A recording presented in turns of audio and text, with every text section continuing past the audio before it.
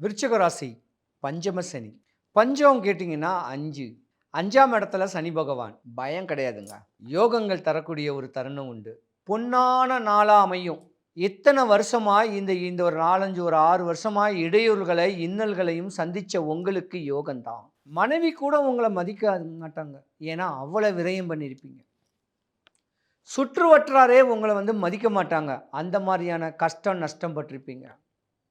பல இன்னலுக்கு, இடையூறுகளுக்கு சந்திக்கக்கூடிய தன்மைகள்லாம் உங்களுக்கு நிறையவே வந்திருக்கும். விருச்சிக ராசிக்கு அதிபதி செவ்வாயா இருந்திருந்தாலும் நிலங்களை விற்பீங்க. தன்னுடைய வாங்கின கடத்துக்காகவும் நோய்க்காகவும் சுபகாரியங்களுக்கு வித்திருந்தா பரவாயில்ல. பல அசுப காரியங்களுக்காக வாழ்க்கையவே இழந்திருக்கக்கூடிய தன்மை உண்டு.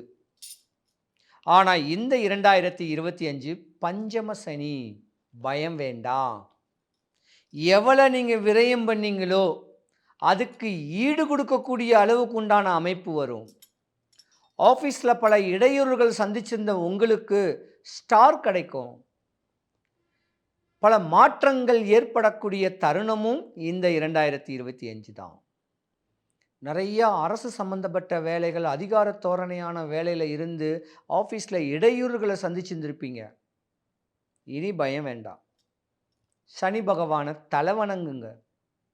சனி பகவானை தலைவணங்கிருந்தாலும் நீங்கள் செவ்வாய்க்கு அதிபதியானவங்க. 6 பட முருகன் கோயிலை யாராவது ஒன்று பிடிச்சிக்குங்க. 1000 முருகன் கோவில் இருக்குது. அதில் ஏதாவது ஒரு முருகனை பிடிங்க.